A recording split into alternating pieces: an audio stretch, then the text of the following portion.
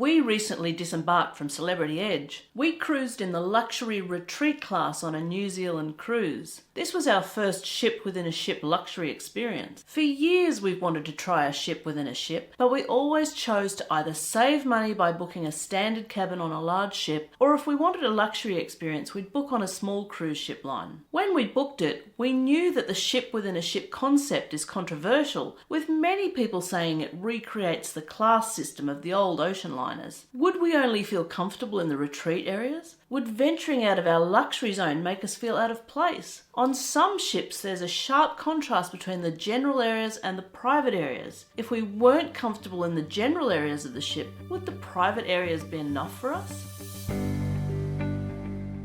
Welcome to Linky Lifestyle. I'm Mardi and I've been travelling for over 25 years with my husband Michael, so we love to share our expertise with you to help you plan holidays that aren't just fun but truly unforgettable. We saw a 3-night sailing on Celebrity Edge over Easter and booked it thinking that a short cruise would be the best way to try out the ship within a ship concept. But as the time drew nearer, we knew that we wouldn't be satisfied with the 3 nights and changed our booking to the sailing before the one we've booked, 12 nights around New Zealand. Both cruises were out of Sydney return, and we decided that 12 nights would give us plenty of time to make up our mind. We knew that we've loved every cruise we've ever done, from mass market to luxury, and that it was unlikely we wouldn't enjoy Celebrity, and we decided the potential risk was probably worth it. So Michael and I booked ourselves into the retreat in a guaranteed Sky Suite and started counting the days. We knew that the itinerary included a full day of cruising Milford Sound, Doubtful Sound and Dusky Sound in Fiordland National Park, but we also knew that cruising in Fiordland National Park is often cancelled due to rough seas or bad weather. This part of the cruise was the highlight for us because we needed to relax and hadn't planned any shore excursions for port days. We figured we'd be able to experience a spectacular part of New Zealand without leaving the ship. The need to relax, due to a recent tragedy in Michael's family, was another reason we decided to go ahead and book the retreat. We'd end up having bad luck with the seas and the weather, but we didn't know that when we boarded in Sydney on an unseasonably hot autumn day. Being retreat passengers, we could board at any time, so despite our boarding passes saying 2:30 p.m, we flew from Canberra on a plane scheduled to arrive at 11:25 a.m. We planned to catch the airport train to Circular Quay, and with luck would be on board a little after noon. But our plane was delayed, and even worse, there was track work on the Sydney train network. Isn't there always? So we had to catch the train to Central Station and transfer to the light rail. That doesn't sound that bad, but when you're dragging around a couple of suitcases, the last thing you want to do is change transport more than necessary. We eventually boarded about 1:15 p.m, and boarding wasn't improved by the chaos at the overseas passenger terminal. We'd thought that being retreat passengers, there would be a priority line, but although I asked everyone who was directing us where it was, we never found it. I found out later they don't have a retreat priority line in Sydney, so I guess this is just a downside of Sydney being our home port. We were happy to finally step on board, on deck 5, just after Roar on 5. We knew that Celebrity encourages passengers to take their bags straight to their cabins and drop them off, so we did that and we found that our cabin was ready for us. It was a beautiful modern cabin, really spacious and with a large bathroom. I'll talk more about the cabin later in the video. Where we boarded, on deck 5, is at the top of the atrium, which goes down to deck 3. We noticed that the atrium was rather dark and there didn't seem to be much natural light. When I'm on a ship, I love to have light and views of the ocean, but the atrium wasn't going to be the place for that. Celebrity are a premium cruise line, and Edge cruises out of Australia every season between October and April. For the rest of the year, she cruises Alaska out of Seattle. One thing that was interesting to us is that, unlike Princess, Celebrity doesn't change the onboard currency to Australian dollars when cruising out of Australia. Edge was launched in 2018 and was the first of the Edge class ships, which now include Apex, Beyond, Ascent and Excel, which will launch later this year. I'd read that many Celebrity cruisers don't like the Edge class ships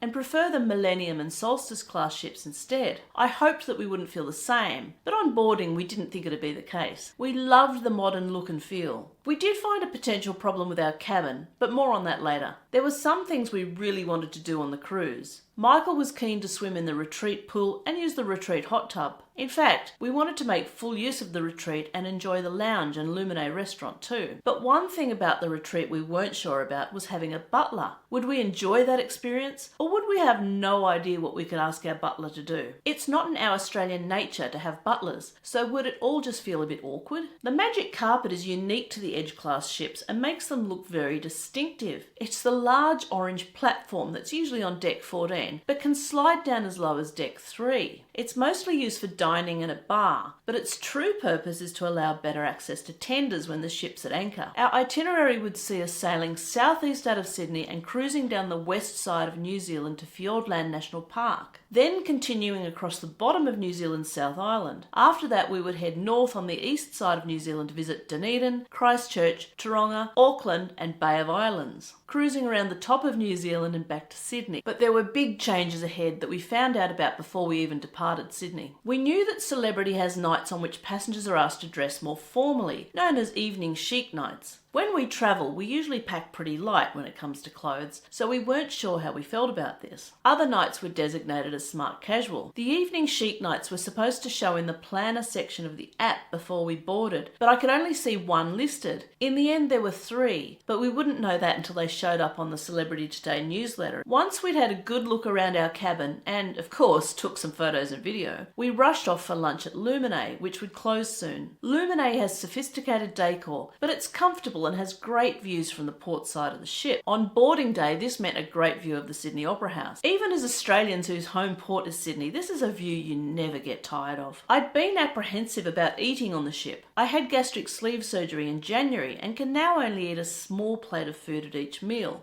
And some foods are harder for me to eat than others. I didn't want to order full meals and waste food, but on the other hand, I wanted to be able to try out delicious food when I saw it on the menu. We also love to indulge in afternoon tea, hot chocolate and cocktails when cruising, but after a gastric sleeve you're advised not to consume alcohol, not just because of the calories, but also because the alcohol makes you get drunk really quickly. Would I put this to the test? At that first lunch I had a starter of prawn ceviche, but then I made the mistake of ordering steak for my main course. Sometimes I can eat steak, but often it's too heavy and causes problems. I ate a small portion and luckily Michael ate some of the rest. I felt so embarrassed that I might be sending back nearly a whole steak uneaten. I also had my first cocktail and it was good. Michael had the borscht and a lobster roll. After lunch we went and did our muster check-in, then we headed to our cabin. The first night on board would be smart casual and we were happy with that. It gave us a chance to see how other people dress and also to enjoy the sail away from Sydney, often called the most beautiful sail away in the world. We spent some time exploring the ship and discovered that the retreat pool deck had great views from the front of the ship. We stopped here to have another cocktail.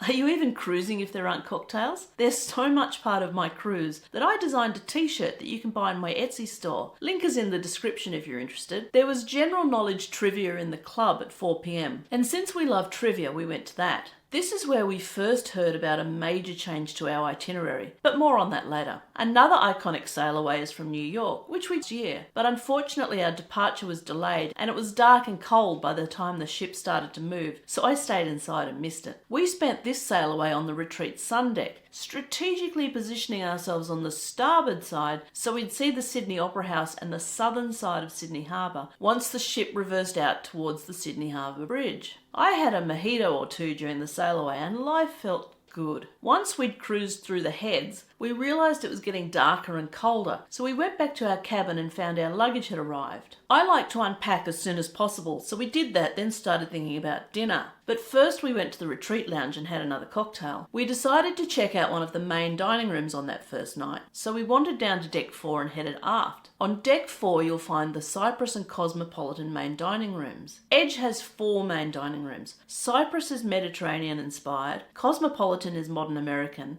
and on deck 3 there's Tuscan, which is Italian, and Normandy, which is French. There was no lineup for Cypress, so we requested a table for 2 and were shown to our seat. People were mostly dressed very much smart casual, and I didn't see some of the more informal ways of dressing that we saw on our NCL cruise, such as tight singlets, shorts and thongs. That's sandals, not underwear, on middle-aged men with beautifully cultivated beer bellies and tattoos. Not that there's anything wrong with that in some situations, but I don't think it belongs in dining rooms. Tell me what you think in the comments below. We realised at this point that there would be time changes forward as we travelled east, but that it was also the day that daylight saving was ending in Australia, so the clocks would be moving back. So, if the clocks were moving back and forward, did that mean they'd stay the same? We didn't know at that point, but we'd find out more later. When on a cruise, the time often changes as you move through different time zones. We much prefer it when the clocks move back so you get an extra hour of sleep, rather than forward, which means you only get 23 hours in a day. Travelling east, then west, we'd have time changes forward and then back. I'd changed into my new blue dress and put heels on. I hardly ever wear heels these days, so this was a novelty, particularly since the ship had quite a bit of movement. For dinner I had the Asian consomme and the homemade Cordelia pasta. The pasta was a huge mistake. I love pasta and couldn't resist it, and it was delicious. But my new stomach couldn't handle all the carbs, and I felt like I had a tennis ball in my diaphragm, plus the worst hiccups of my life.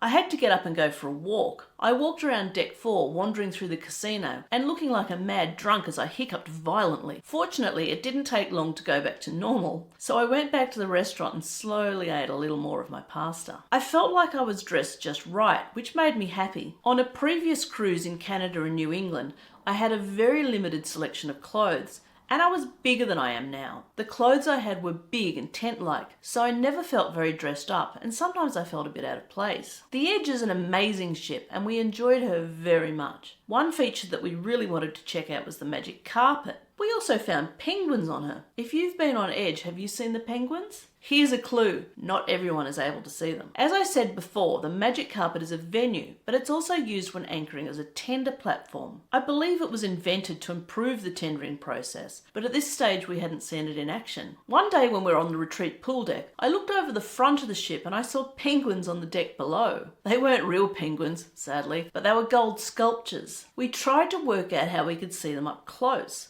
They were on the deck below us, which is deck 15, but when we looked at the deck plan, that part of the deck showed as being in front of the spa. Later, we went to the spa and tried to walk in to see the penguins, but we weren't allowed because we hadn't paid for a treatment. Well, we weren't going to do that with the prices they were charging, so there was no penguins for us. Another interesting thing about Edge is this artwork we found that appears to have sloshed out of its frame and made its way across the hallway. Edge has lots of interesting artwork, and I'm not talking about the art gallery, although that's interesting in a different way. After dinner, we were pretty tired, and I have to admit, with a glass of wine at dinner, that was 6 drinks in about 6 hours. Old me wouldn't have had a problem with that, but by now I was pretty tipsy, and I'm sure I wasn't talking a lot of sense. Poor Michael. We decided to go back to our cabin, finish unpacking and go to bed. Each night, the room steward or the butler would leave the information about the next day. So each evening when we returned to our cabin, I'd read it and let Michael know what the next day would be bringing. I've done this since we started cruising, and it saves Michael from having to request a large print version or magnifying it using his phone. For this cruise, I'd also gone through the planner in the app before we boarded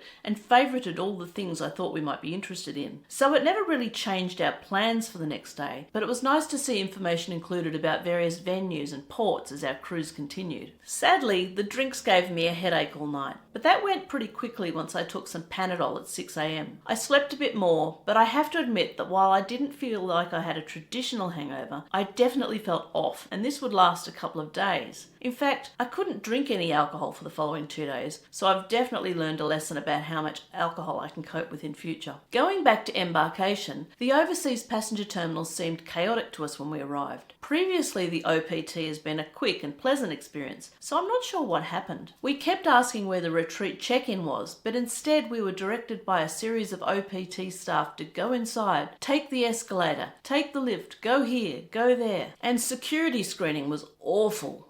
Why is it that there are still people in this world who don't realise you have to take everything out of your pockets and have your belt off? It's not that hard, people, and you shouldn't be doing it at the security machine and holding up the queue. People in airports are bad enough, but cruise passengers seem to be so much worse. It was our second day on board and we'd missed breakfast, so we headed to Cafe Al Baccio in search of some food, hopefully not carb-based, and tea. It's on deck 4 midship and it's a very popular place. It was packed. We found a table overlooking the atrium and Martini's bar and waited for our order to be taken. Our lovely waiter was helpful. We'd arrived in the changeover between breakfast and lunch food, so he quickly advised us on what food was available. We ordered tea and muffins, banana for me. So yes, the dreaded carbs, but there really wasn't anything else. I have to have a cup of tea in the morning, and while I brought my insulated mug to make tea in our cabin, we hadn't yet requested a kettle. When our order arrived, the muffins we got were actually oat bran and they were as dry as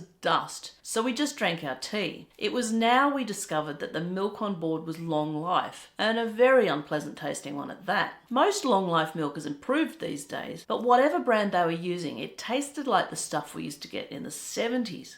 Back then, I preferred flying TAA to Ansett because TAA had real milk and Ansett had long life. And all over the world, everyone except Australians over about the age of 45 has said to themselves, what on earth is she talking about? They were our domestic airlines back then. Oh well, what can you do? We decided to make the best of it and continued drinking our tea. But we also decided to see if they had fresh milk in any other venues later. Spoiler, they didn't. There were so many activities each day that we found we couldn't attend everything we liked the look of. I don't understand how people find sea days boring. We love them. About now we noticed something in the activities schedule that we hadn't heard of before, but sounded interesting, so we made sure this one would be a priority when it came up. The Celebrity app was great for checking the planner and for logging into the internet. It also showed ship time, which was useful with all the time changes we went through. We booked this cruise very much last minute and it was quite expensive. We also didn't have any onboard credit, so we didn't want to spend too much on board, but we did have lunch in Raw on 5 that first sea day. We both enjoy sashimi and other Japanese food, so after the oat bran muffin debacle at Cafe El Baccio,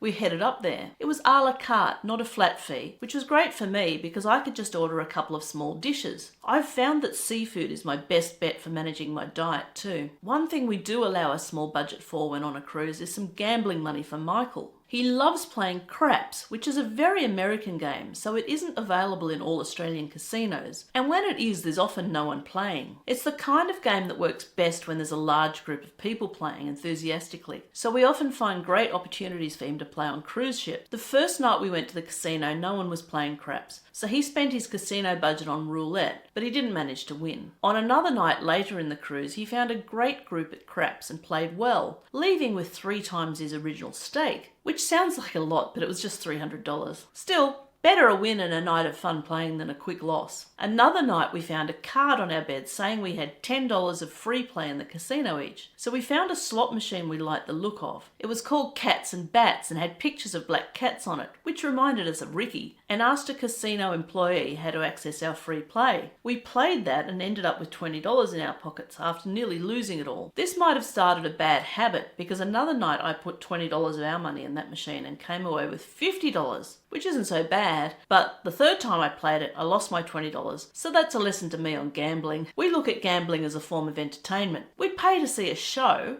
on land, of course. So we set a budget for gambling, and if we lose it, that's fine. If we win, we aren't looking for a life-changing amount, just enough to cover our losses. Due to our last-minute decision to take this cruise, I had to keep working on my channel.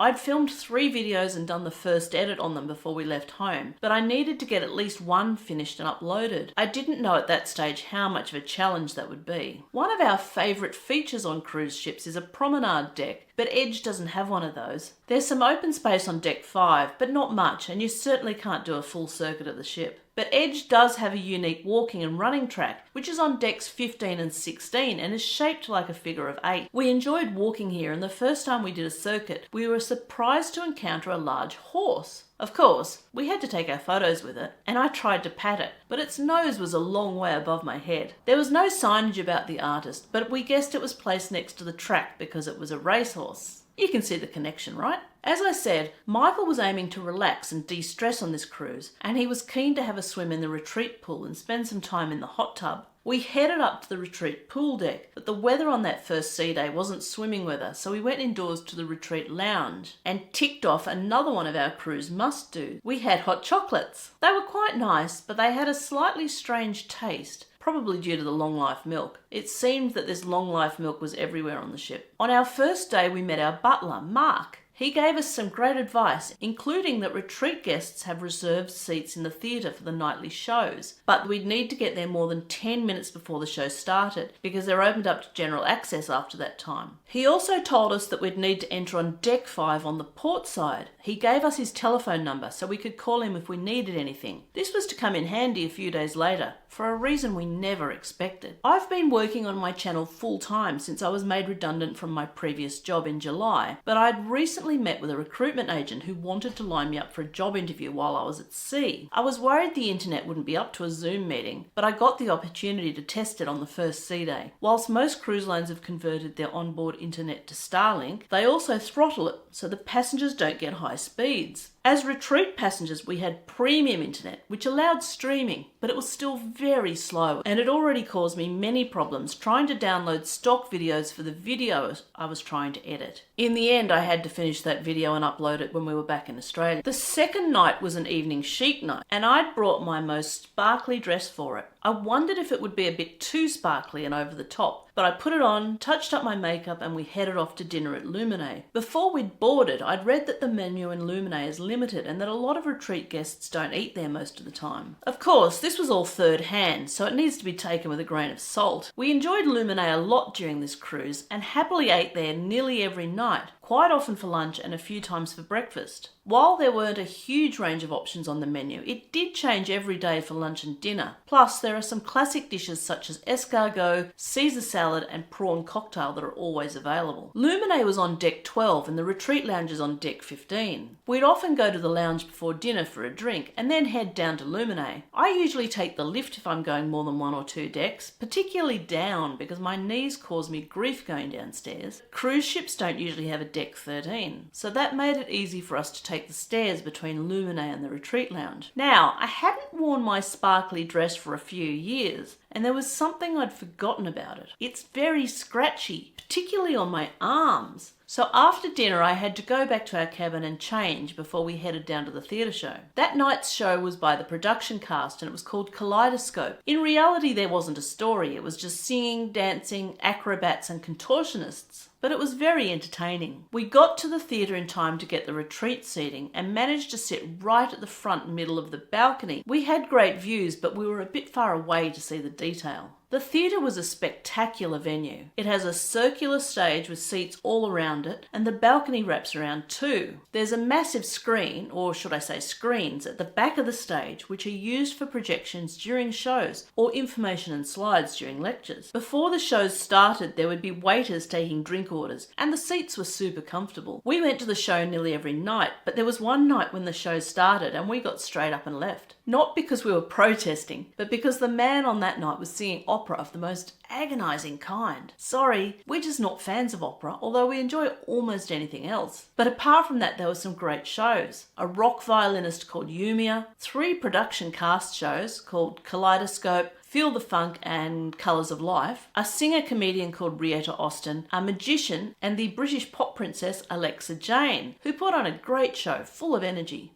When we woke up on the second day, we looked at the time on our phones and the time in the Celebrity app, which was the ship time, and there was 2 hours difference. We couldn't work out why this was, given that our phones should have jumped forward 1 hour for the end of daylight saving, and ship time had gone back 1 hour as we travelled east. This wouldn't have really mattered, except that I had arranged a FaceTime call to catch up with some friends at a certain time, and of course I had that job interview scheduled for the following day. While I'm sure my friends would have forgiven me for getting the time wrong, I'm not sure there's any coming back from not turning up for a job interview. I still don't understand why the time change did what it did, but once those 2 commitments were wrapped up, I could forget about what time it was back home and just keep ship time in mind. Always remember when you're on a cruise that ship time is usually shown on the TV and in the app if they have one. On our Oceania cruise there was no app, but there was a little analog clock in our room, and our room steward changed the time on it whenever it was needed. We booked this cruise to relax, so we didn't book any shore excursions. We always get off in each port, just to say we've been there, but for this cruise we really wanted to focus on relaxing and enjoying the retreat facilities on the ship. We loved it so much that when we got home we booked a Trans-Pacific for next year, travelling west from Vancouver to Sydney. Notice we've chosen the direction where time is added each day. We had our list of things we wanted to do and had quickly ticked off having hot chocolates, but we had to wait a few days until it warmed up enough for Michael to swim to tick that off, and for the hot tub. But another thing we wanted to do was see the magic carpet, so although the weather wasn't the best for a magic carpet visit, we made sure to do it when we toured the ship on day 2. However, being on deck 14 and open over the side of the ship, it was windy, so we walked through it and considered it done. It's nearly always windy on cruise ships, and although they always have well-placed wind barriers, if the temperature is cool, it can feel really cold. Before we sailed away from Sydney, we heard an announcement from the captain saying we wouldn't be cruising the 3 Sounds in Fiordland National Park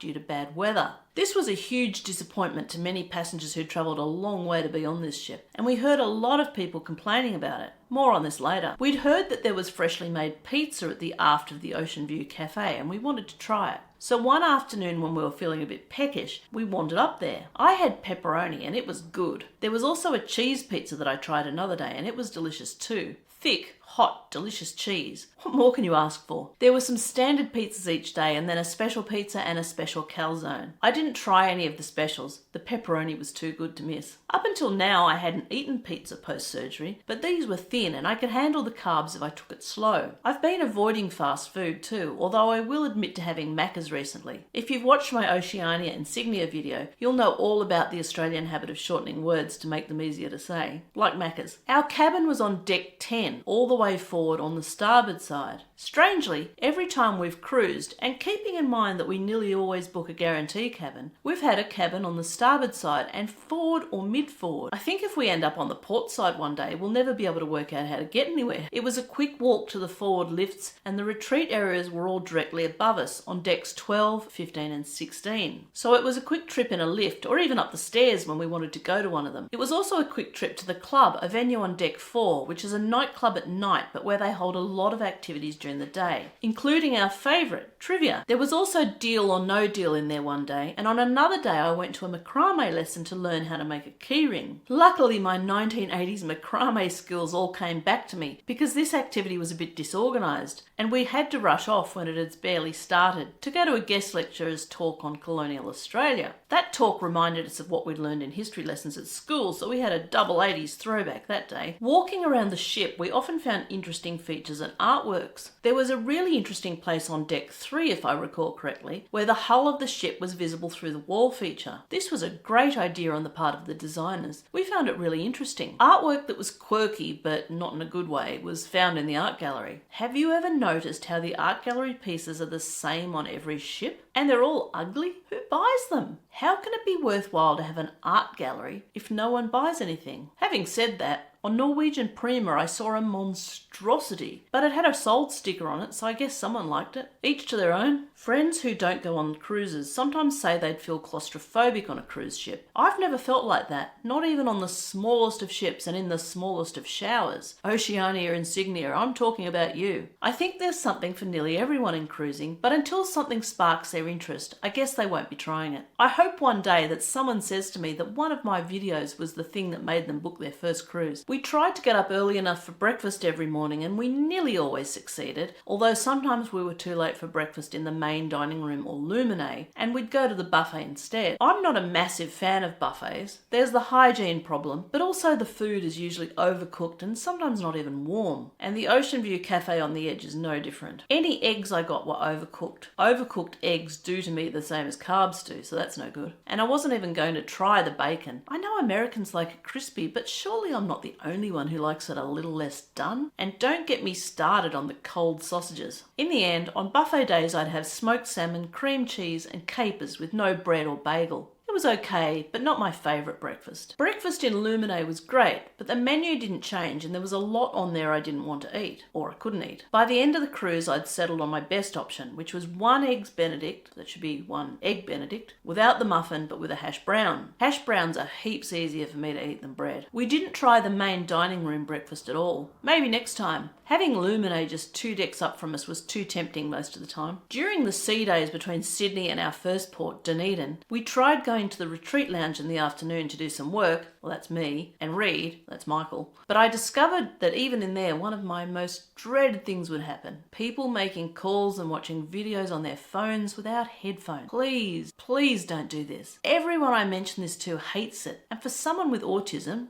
that's me, it feels like barbed wire being dragged through my brain. And it takes me a long time to recover my mental energy afterwards. Another thing that was a bit awkward about the retreat was there was a group of people that knew each other that would hang out there, it seems like all day, and they took all the nicest seats near the window, and often the tables I would have liked to work at. I know it's nice to find your own space when you're on a cruise, and taking the seats was fine, but the way they spoke to anyone who tried to sit in any of their seats was bordering on quite rude, and they weren't all that polite to the crew either. And sadly, I have to say these people were actually Australians. This is the sort of behaviour that I was worried about when I booked the retreat. Entitled behaviour. But we worked out the times that were best to go to the retreat lounge to avoid the worst of it. Apart from that, people in the retreat areas were usually nice, quiet and well behaved, except for one day on the retreat pool deck when a very loud man was talking in the hot tub about politics in his country. Politics that I'm pretty sure most people don't agree with. The person he was talking to was trying to politely disagree, but the loud man just got louder and louder. Keep your politics to yourself, please. But Lumine was always nice. We didn't see any unpleasant behaviour in there, and we loved our sky suite, so we'll definitely go back. Well, we've already booked 28 days in the same cabin, so I guess that goes without saying. Our first port day was in Dunedin, or rather Port Chalmers. We hadn't planned anything and we were just going to go out for a walk around. As we were getting ready for the day, which was beautiful and sunny, we had the balcony door open to let in the fresh air and sunshine. I was sitting at the mirror doing my makeup when my nose started twitching. What was that? Surely someone wouldn't. But yes, someone was smoking on their balcony. Now, if you've never been on a cruise ship, you might not know how serious this is. Apart from being stinky and disgusting and making other people's cabins smell and ruining their enjoyment of the fresh air, smoking on a cruise ship is a serious fire risk. And fire is the biggest threat on a ship. Michael went out and said, "Whoever's smoking, I'm going to report it." And he heard someone swear from a cabin nearby and on our deck. Then he went in, and this is where we used the number our butler, Mark, had given us in case we needed anything. Michael rang Mark, and he and a senior housekeeping person came immediately to see if they could find out which cabin it was coming from. They also knocked on the cabin doors nearby. We didn't experience any more smoke in our cabin after that. But it was amazing how quickly Mark reacted and how seriously he took it. We often saw Mark and Sherlin, our room steward, in the hallway, and they were friendly and so helpful. We were walking in the hallway on another deck one day. I think we were just exploring around the ship, and we ran into Mark. I think he was as surprised as us to see each other in a different location. Over the course of the cruise, there was information about why we'd missed cruising in Fiordland National Park. There was some really bad weather, and instead of sailing down the west side of the South Island, the captain decided to go through Cook Strait and sail down the east side of the South Island instead. This meant missing the 3 sounds. As it was, the seas were very rough until we got to the Cook Strait, so I can only imagine how rough it would have been if we'd cruised our planned itinerary. But that didn't stop some people from making over-the-top complaints about it. You know, I'd rather be on a ship that was avoiding rough weather, and the captain spoke about it a number of times, including at his end of cruise behind the scenes talk. Missing the sounds was the biggest disappointment for us on this cruise, but we're lucky because we have a Princess cruise booked in December doing a similar itinerary, so we'll have a second chance. Also, living in Australia, cruising to New Zealand is a bit like cruising to the Caribbean is for Americans. So even if we miss out a second time, it's very likely we'll go back again for a third, fourth, or even fifth time. Our cabin was amazing, and we booked it as a guarantee. When we got notification of which cabin we were allocated, we were a bit worried because it showed as an obstructed view cabin. But we loved it. We were right behind the bridge and 1 deck down. So we couldn't clearly see looking forward, but that was just a tiny fraction of the view,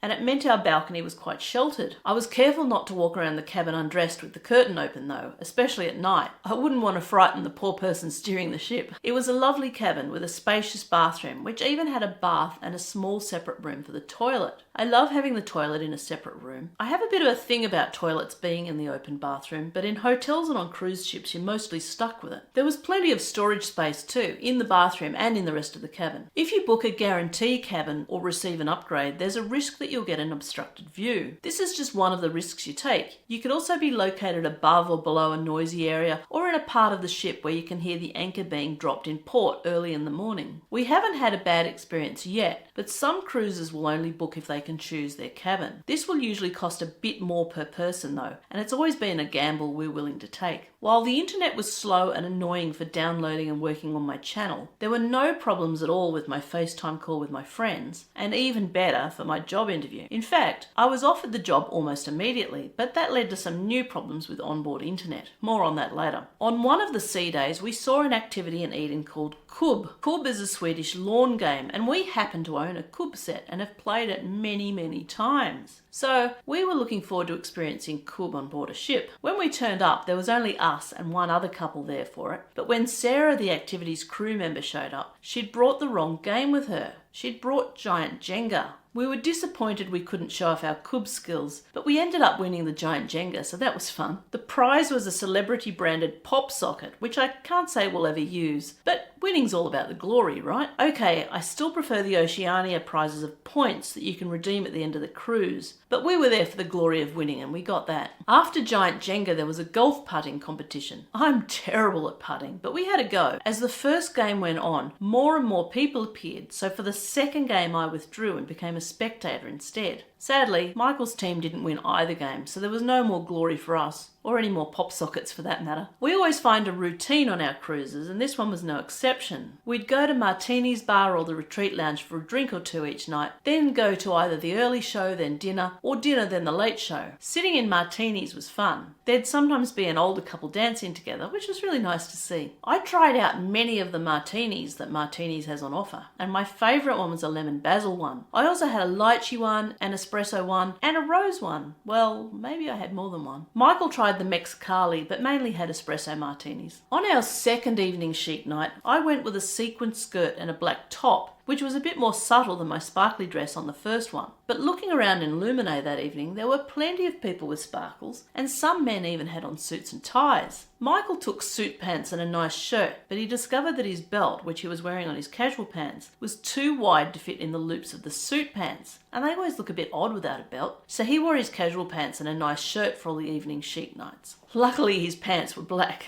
Even when it wasn't an evening chic night, it was fun to get changed and do my hair and makeup for the evening's dinner and activities. But having options meant that I took a lot more clothes than I usually travel with. I was really happy when I was packing to find a couple of dresses and some t-shirts fitted me again, having been too tight for a couple of years and being relegated to the spare room. It felt like a whole new wardrobe. I'll link to my video about what I packed for the cruise in the description below. And it would be great if you could hit like to show YouTube that people are interested in our videos, and subscribe. Our next channel goal is 10,000 subscribers and we're still a long way off, so your subscription will be much appreciated. I'd done that job interview on board and been offered the job, which I accepted, but I needed to start the first working day after our cruise ended, and to make sure I could hit the ground running, I had to complete a lot of documentation. It's a government job, so I needed to apply for a security clearance, as well as do training on Australian public service values, bullying and harassment, fraud, and other topics. I also had to sign up for the payroll system, and this is where I hit a big snag. Although not related to the onboard internet, I needed to get a code through SMS. As anyone who travels internationally knows, these SMS login codes won't be received when you aren't in your home country, which is why I sign up for emailed codes when I can, or I use an authenticator app. In this case, I couldn't set myself up in the payroll system without a code, but they didn't offer the option to email it. I contacted their help desk and they said it was code only, so that was that. It just had to wait. The other problem with the onboard internet was the lack of speed, and I hit huge problems with this when applying for my security clearance. It's only baseline clearance, but I had to answer so many questions. But the straw that broke the camel's back was trying to upload my birth certificate. That just wouldn't happen, so once again, I had to wait until I was back in Australia. Most days, Michael would go to the gym to lift some weights. He dislocated his shoulder last year and had to have surgery. He only returned to his weightlifting classes a week or two before this cruise and didn't want to miss out, so he got a program from his instructor. He enjoyed the gym, although weightlifting on a cruise ship is a bit different. You use a Smith machine which has the barbell fixed into it and it can only go straight up and down. We met some people at dinner on the night we were in Auckland and were chatting to them. We asked if they'd done any shore excursions and they said they'd done one where they left the previous day in Taronga and did a tour of Hobbiton and some other things, stayed overnight somewhere and then did some more tours the following day. That sounds interesting, but once I'm on a cruise, I don't think I'd want to pack a bag to stay somewhere else for a night. That's the beauty of cruising. Unpack and pack once and see a lot of different places. On another night we ate at Normandy, the French-influenced main dining room. Normandy is a beautiful restaurant. We were seated right down the back and it was a bit cold where we were, but we enjoyed our food. We both had, sorry, pronunciation incoming, coquille Saint-Jacques for our starters. For our main courses, I had Marmite de pois and Michael had crispy chicken roulade. Then he had millefeuille for dessert.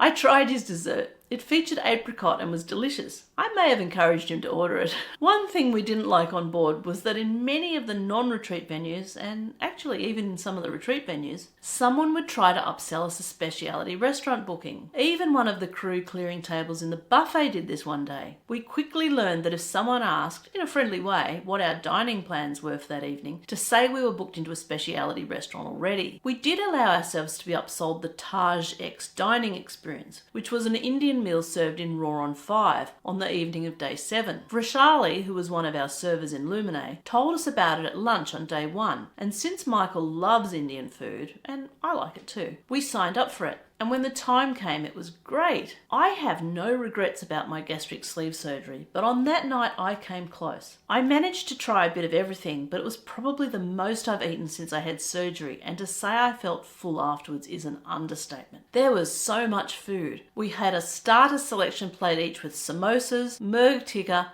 aloo pakora, hariali jenga and paneer tikka. Then we had a selection of main dishes to share, which were dal tadka, kadai vegetable biryani, fish chetnad curry, lamb rogan josh, murg makhani and beef madras. There were sides of various types of bread, rice, chutneys and pickles. For dessert we had gulab jamun, gajar halwa, pistachio kulfi and mango lassi. So much food, but so good. Rishali from Lumine was serving in the Taj X pop-up and she spent a lot of time telling us about each dish. It was a really special evening. Our main server in Lumine was Kohli, named after cricketing legend Virat Kohli, as Michael ascertained, being cricket mad. Of course, that meant that every meal after that incorporated a cricket conversation, and Vrishali was Kohli's offsider. They both did such a great job and we really appreciated that they made our times in Lumine special. At first it was hard to explain that I wanted small serves and not many courses. Every time I'd order, Kohli would say, "Is that all?" as if he was surprised. I guess a lot of people go on a cruise to eat as much as possible. But after a while, he got to know us and realised I didn't want a lot. I mainly had 2 starters for my meals rather than a starter and a main,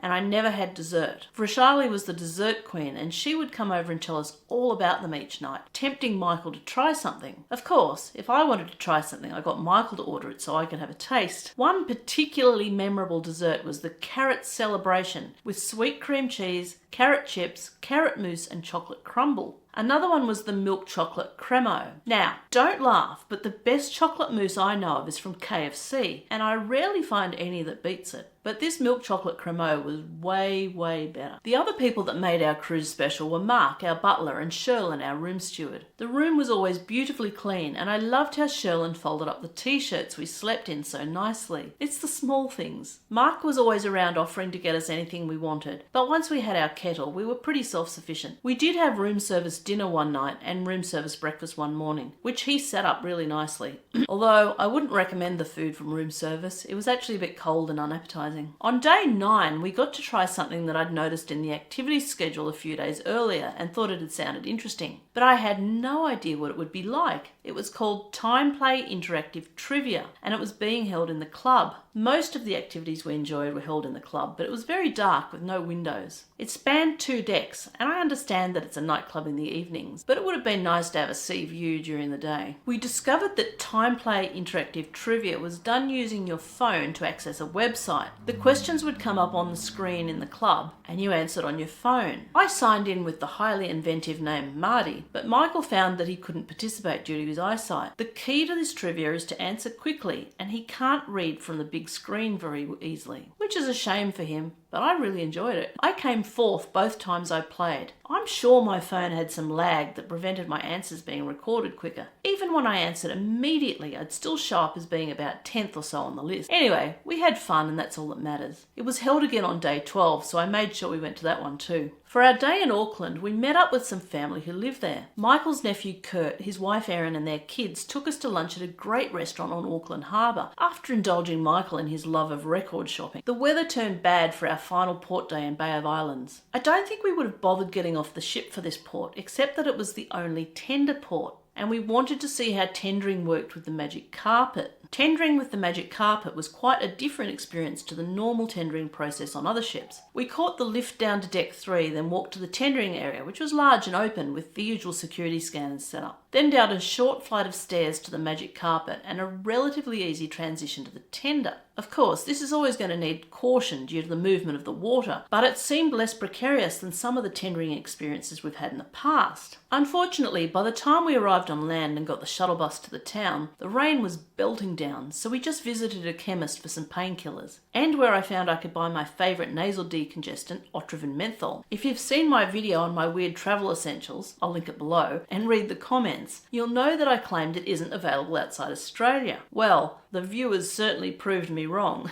So it was back on the shuttle bus, back on the tender, and a return to the ship to enjoy another day of relaxation and fun. The Australian dollar isn't very strong against the US dollar, so having prices in US dollars on board meant we had to be very careful when paying for extras, such as specialty dining or shore excursions. At the time we took this cruise, I hadn't been working in a paid job for 9 months, so we were very cautious. We had one specialty dining meal that cost $140 US, lunch in Raw on 5 was $50 US, and we paid $10 US each for the shuttle bus to Christchurch from Lyttelton Port. We spent $260 US in the casino. At least having the onboard currency in US dollars meant that Michael's casino winnings were converted to a nice amount of Australian dollars. So after giving tips to the lovely people who looked after us on this cruise, we took it home, changed it to Australian dollars, and deposited it to our bank account. Not enough for another cruise, but it's nice there was a positive in the currency situation. Now I'm going to tell you what we paid in total. It wasn't cheap, but since we used Qantas points to fly to and from Sydney, didn't stay overnight in Sydney, and didn't spend much on board overall, we didn't do too badly. We paid, and this is all in Australian dollars,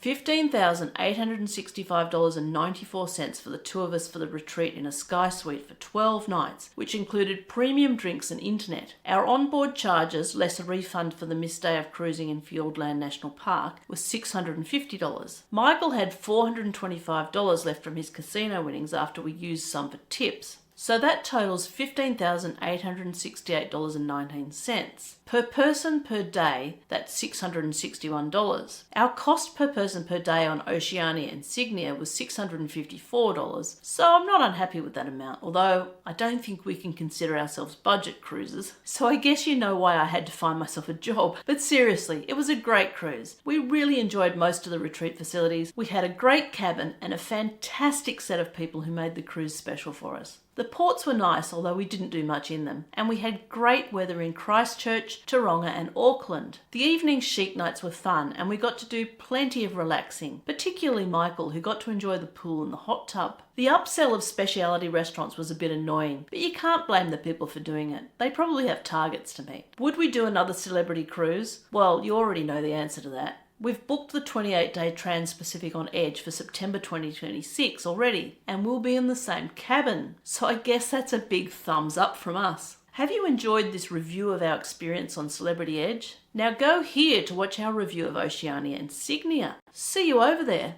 Bye for now.